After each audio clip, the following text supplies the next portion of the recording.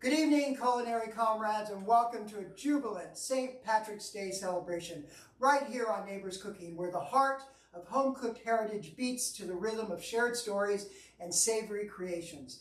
Today, we raise our spirits in the name of all things green and Gaelic as we give a festive twist to a beloved classic.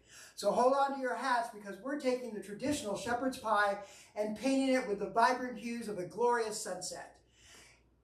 Venture with us as we craft a tantalizing variation of this comfort food staple, blending the rich flavors of ground lamb with the sweet earthiness of mashed sweet potatoes, all to honor St. Patrick's faithful feast.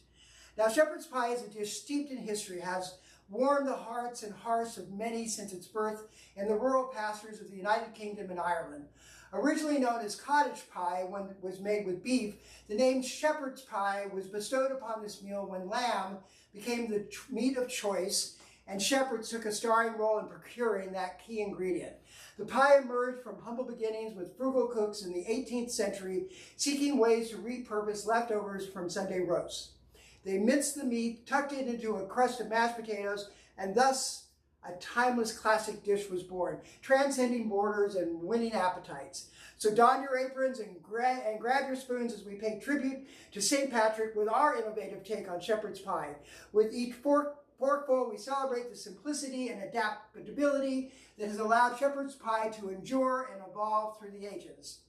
Today's show promises not just a feast for the taste buds, but a journey through the Emerald Islands and with a story in every slice. Salacha, or cheers to good faith, good company, and good luck of the Irish, all from the comfort of your kitchen. But before we begin, fasten your aprons because this week's guest chef is someone who embodies the true spirit of service, both in his career and in his personal life. We're talking about none other than Pierce Law, a man with a backstory that's just as flavorful as the recipe he'll be cooking with us today. Pierce is no stranger to adventure and dedication. He hails from the bustling streets of Chicago, and it's there that he began to build his impressive resume.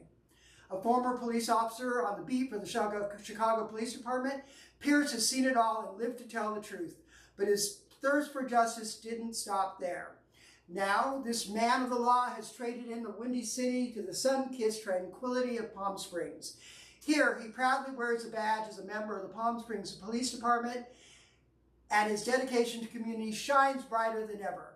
His commitment to safety and well-being of our people here serves as nothing short of heroic. But there's more. Spice to add to this dish, our chef isn't just a guardian of the peace. He's on the verge of embracing a new and exciting role, that of a father.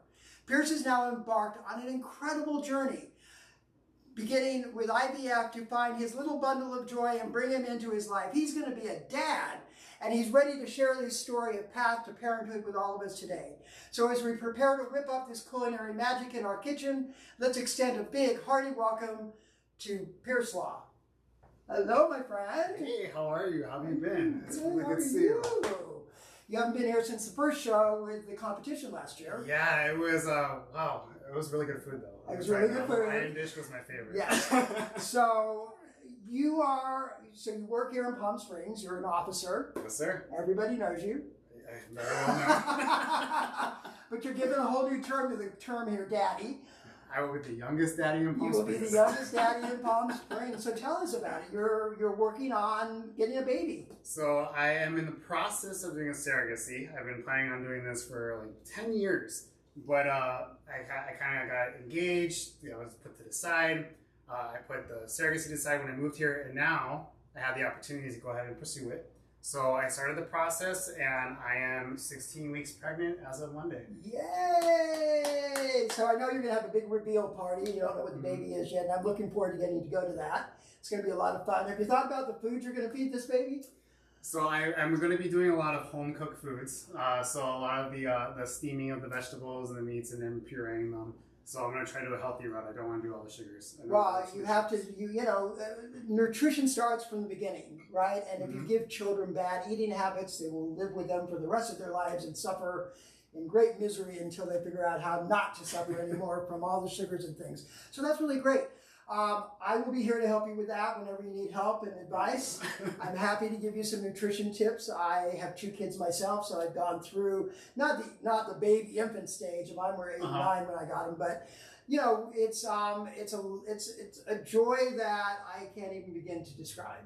So I can see you beaming with excitement. Oh, I'm very excited. I'm also very terrified, but I'm very excited. Well, if you weren't terrified, you wouldn't be thinking about what's about to happen, right? And you're going to have more daddy uncles in this town than you probably care to think about, and we'll all be wanting to babysit. I've been doing that a lot. I've been doing that a lot. So I will be happy to be one of your sitters, all right? Thank you. You are more than welcome. So have you had shepherd's pie before? I have. All right. Did you have it with beef or lamb? With beef. With beef. So with beef, it's typically called cottage pie. Mm-hmm. Shepherd's pie is an Irish and UK version that starts with lamb, and so that's what we're going to be doing today.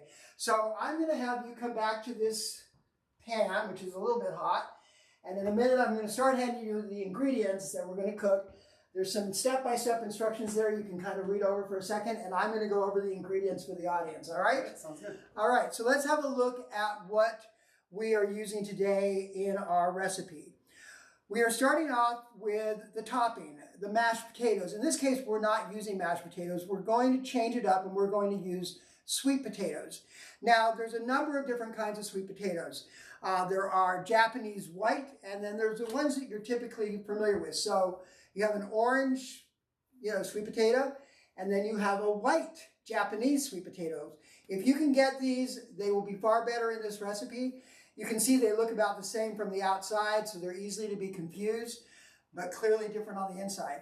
The other nice benefit with this is if you have, picky kids and they aren't going to eat orange food, they'll think this is mashed potatoes. They won't know the difference. So you're getting some great nutrition and fiber in them without them even realizing it. So we'll go back to these ingredients. We're going to be using 3 tablespoons of unsalted butter, 2 tablespoons of smoked paprika, salt and pepper, 3 tablespoons of olive oil, 1 large yellow onion that we have chopped, a teaspoon of ground cumin. We're going to use a teaspoon of cinnamon. We're going to use 1/8 of a teaspoon of cayenne pepper or more if you like more. We're also going to use 3 cloves of garlic which have been minced, a can of chickpeas that have been drained, half a cup of pitted dates, and we're going to cut those up in just a minute. We live here in Palm Springs, and so in Palm Springs we are the date capital. So and we're not talking about people who want to date you. In fact, his boyfriend's here, so sorry guys, he's off the market. And his boyfriend's almost as cute as him, so. He's much cuter. He's much cuter. So anyways, let's get back to this.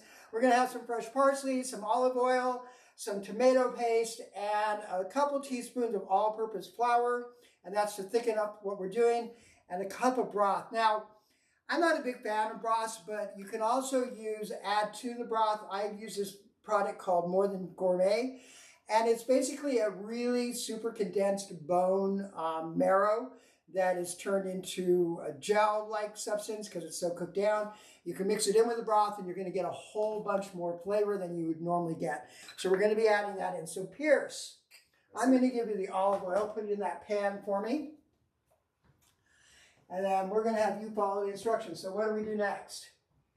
All right. So we're starting from step 1? We're starting from step 1. All right. Bring a large pot of water to a boil. So we've already done the potato. We've already done the sweet potatoes. So we're into, I've already turned the oven on to 375. We've got a skillet with olive oil in it. So the next thing we need. We need to add onions. Onions. There's a spatula there on the side for you. That'll sizzle a little bit. We got to add the cumin and cinnamon. Cumin and cinnamon. So we're going to put the cumin and the cinnamon in.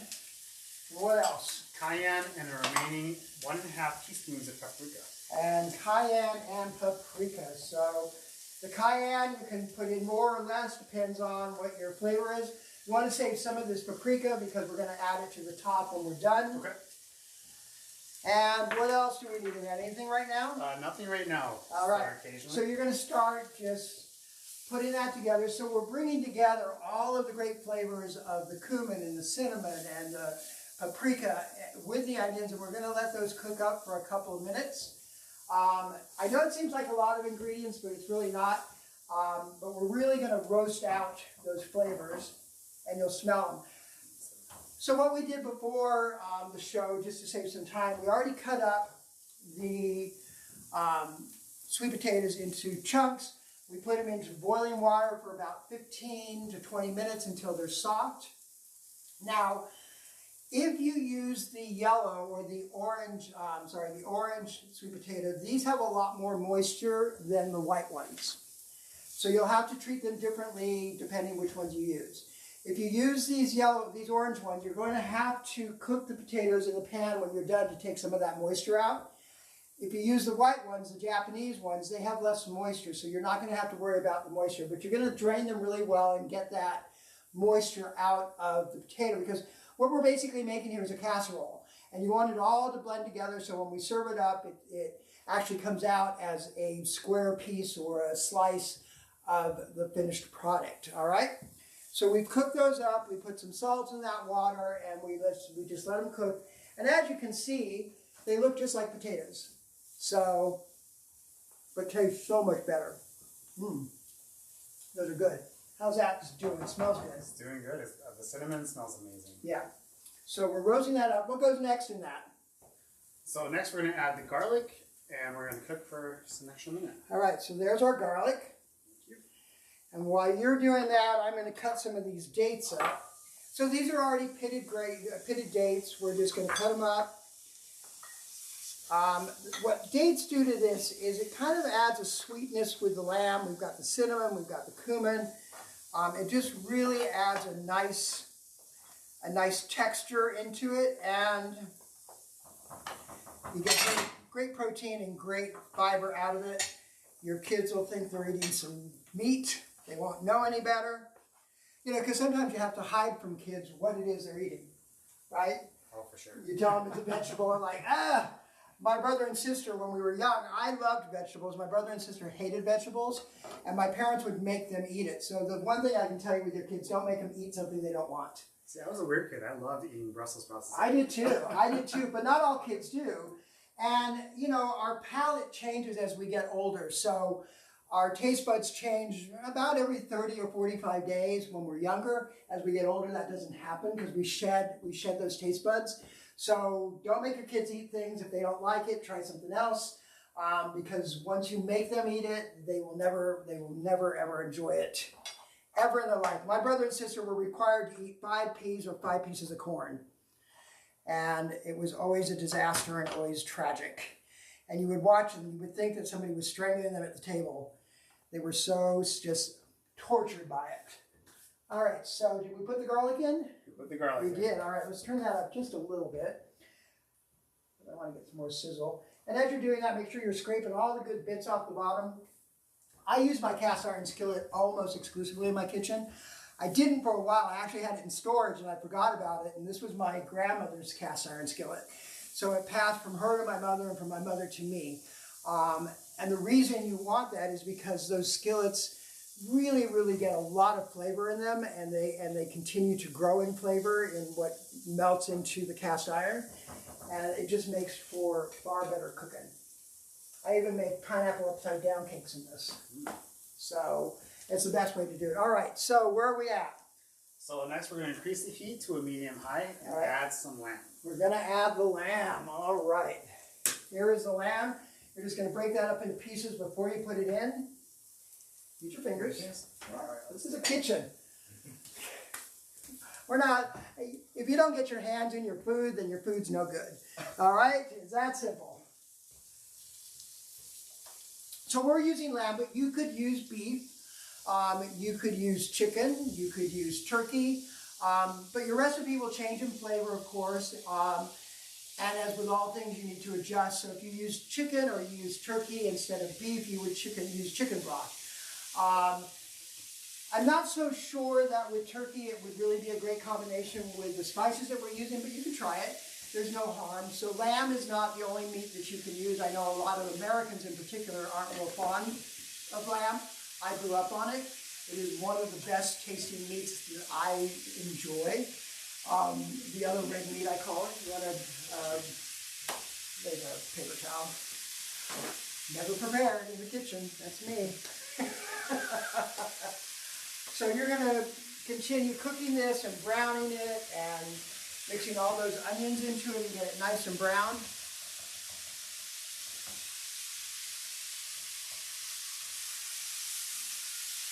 Do you eat much lamb? You know, I do love lamb. I just don't eat enough. Yeah. Lamb's one of those things that when you're in the grocery store, you don't really eat. People normally buy chicken or turkey, and poor little lamb sits there all by itself. Ah, buy me. Well, I recently made some homemade gyro meat, which was amazing. How'd you make it? So you use the lamb, Yeah. and you use bacon, and you actually process it, and so you make it into like a pate almost. Okay. And then you add some cumin into it, garlic, pepper, salt, flatten it, and then sorry, no salt because bacon has salt. And then you go ahead and bake it. So it's almost like a meatloaf. Oh wow. Yeah. Ah, all right. Well, I found a new thing at the kitchen, the store the other day. I don't use a lot of grease and oils, but I found this, so I had to buy it. Nice. So bacon grease. Bacon grease. My mother used to have a can under the counter filled with bacon grease because with people being British, Sundays were always the day that we ate fried tomatoes, fried eggs, fried bacon, fried bread, fried everything. I am surprised I'm even breathing today. But at least, you know, but it was good food, but, you know, not super healthy. That looks really good. So let's keep stirring that. Sir. Yes, sir. You say that too often and you stop, don't you? Sir. It's polite. It is polite. So you have an amazing boss. I do. Chief Mills, and his wife Kathy, who bring brownies every week to you guys. I was going to say, don't forget about Kathy. Kathy is impossible to forget. Kathy Mills is almost the first lady of Palm Springs, and no offense to our mayors when we have female mayors, but Kathy and Andy came into this city and they took it by storm. And we are so happy and proud to have them and have you. Now there's a couple of gay officers on the force, right? But not out on patrol. So I am the only openly gay male on the department. We do have a couple of females. There is a couple other people, but that's not my story to tell. Yeah, no. And we're not trying to out anybody, but if you want to come out on the show, come on out and we'll take care of you. All right, so we're going to add some dates into this next, right? So let's see. Next is going to be Chickpeas. Dates and parsley. All right, so chickpeas. So chickpeas, again, will add great protein. Your kids will think it's just really fat corn. And then, just because most people are used to having carrots and peas in there, I'm just going to add some in just for some color. And then the dates, right? And parsley. And parsley, all right. So. Man, I love dates, so I'm you? very excited for dates. Yay! I'd be excited just to have a date. Hint, single available gay male here. Even thinking Palm Springs I could get a date, for God's sakes. Well, go to the street fair. They sell them. I sit on the board at the street fair. Still hasn't done me any good. So, that's okay. I have fabulous friends and I make fabulous food. That's all that really matters. All right, so, smells amazing. Give it a little taste. So good. What's next? Next, we're going to add in tomato paste. And yeah. Tomato paste. So I buy tomato paste, and I would suggest that you all do this also. I buy it in a tube. And the reason I do that is because you never need a whole can of tomato paste. So you open it up, you take out the teaspoon you need, and then what do you do with it? So if you buy it in a tube, you can squeeze out as much as you need. In this case, you'll need 2 tablespoons, I think it was. So there is our tomato paste. There you go. You can add in more if you like, but you don't have to. And we've got the parsley. There we go. Look how good that looks. That looks fantastic. It smells really the cinnamon. Yeah. Yeah. So this isn't necessarily your typical shepherd's pie recipe because we put in chickpeas, we put in some cinnamon, and we're using lamb would be what you typically use in it. And we've added the dates. So those are things that you won't typically find, but the reason I'm adding them is because it adds protein, it adds fiber, and it adds a flavor that your kids will, the cinnamon masks, so your kids will enjoy if you're trying to make this for your kids. So it really works out well. All right, so the next thing is some flour, right? Yep, sprinkle on some flour. So the flour is designed to, don't put it in a big clump right into the, because you'll end up with a big clump of flour. So you're going to blend that all in, and this is our thickening agent. This is kind of creating a roux. You start off with about half of it, and then if you need more, you're going to watch how it's thickening. Because what you want is this thick, gravy-like experience. All right, that looks good. And then we have beef broth, right? Let's see. Yep, we're going to add broth and cook on a low medium. All right, so we're going to put some broth in. And this is where we want to make sure that we thicken it up, so we may add some more flour. And then I'm adding some of that base that I was telling you about that just has a lot more depth and flavor than just beef broth that you buy in the store. This is expensive though. It's like $5 for this little tiny container. What is it, 2 ounces? They have big containers that are like $90. I have never been able to force myself to buy one because I don't use them that often. And they have chicken, demi-glace, beef, and veal. So they have 4 different flavors. You can get it at Jensen's, Whole Foods is generally where I find it. So how's that? I'm thinking let's put a little bit more flour to thicken it up. And then I am going to squeeze this back into my oven for a minute. The magic of television moment. I just have a really fast oven, so it cooks like that. Remember seeing that Genie episode? Right? See, just like that. And it's done. And I think that needs a little more flour. It's almost there. Almost there. So while that thickens up a little bit, we're going to put these, sorry. We're going to mash our sweet potatoes. All right. Into these, we're going to put our butter and our salt and pepper. There we go. Put them in our blender for just a minute.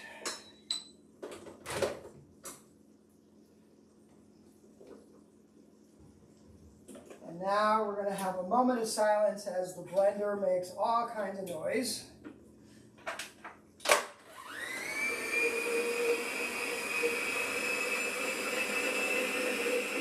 And we're going to add a little bit of paprika into those.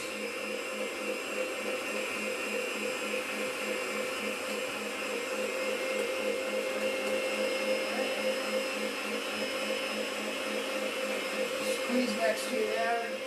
Here's the lettuce. Keep stirring.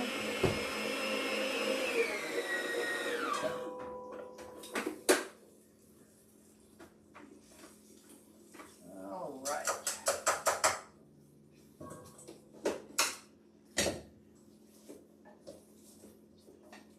So you can see these look just like mashed potatoes. Mm-hmm. But they've got the sweet flavor of the a sweet potato. All right. Here for a minute. Pretty thick? Yeah, it's a lot thicker now. All right. So, I am going to get my thing from my pan. All right. And we're going to pour this. I make it a special to-go dish just for you. All right. Bring that back over here. So you've got this beautiful mixture of meats and vegetables. We're going to take the yams. We're just going to put them right up on top.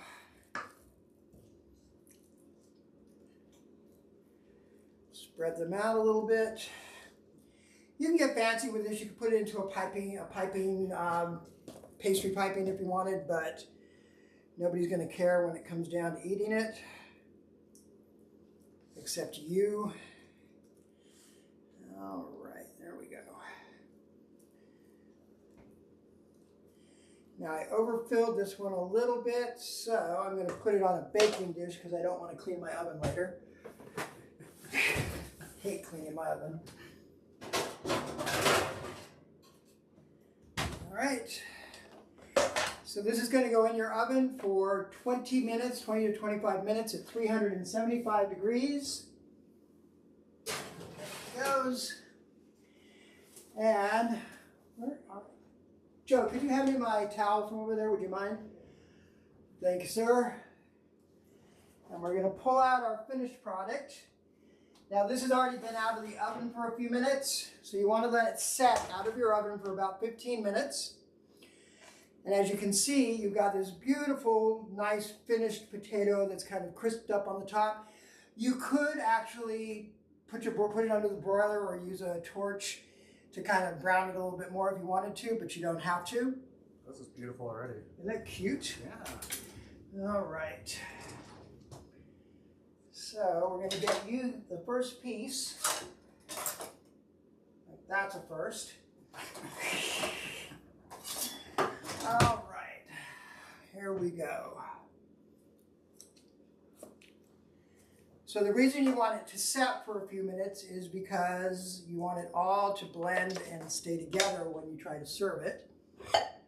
Let's see how good Mitch can be at this. All right. I might use something different.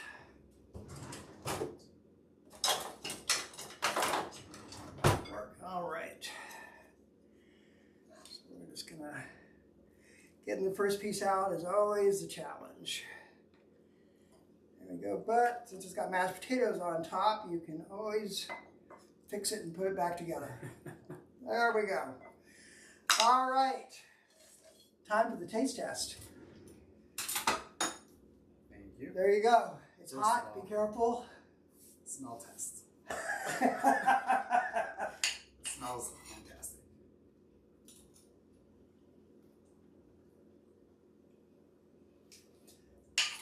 I like shepherd's pie.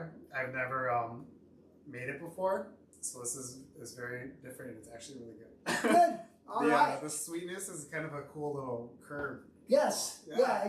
It's just different. And, you know, the reason we did this tonight is because you are going to be thinking about what you feed kids, and you have to find ways to get them to eat healthy things without them knowing. So this would be a sweet thing that they would love. You can add less cinnamon. You can really mix the spices up however you like. Cinnamon's good. So good. All right. Well, that's a wrap on today's delicious episode of Neighbors Cooking. A huge thank you to our incredible friend, Pierce Law, for not only sharing his expertise here in my kitchen, but also for sharing your heartwarming story about kids, protecting our community. I can't thank you enough. Parenthood is a remarkable journey, and it is one that is filled with precious moments, little sleep, and lots of stress. So I know you have a bumpy road ahead, but the one thing I want to make sure is that you give your baby the right nutrition. So I've gotten you a book, Super Easy Baby Food. Thank you. And this will take you on all the different steps through your baby's nutrition. It's single ingredients, purees, creamies, getting textures and feeding her foods, and finally big kids.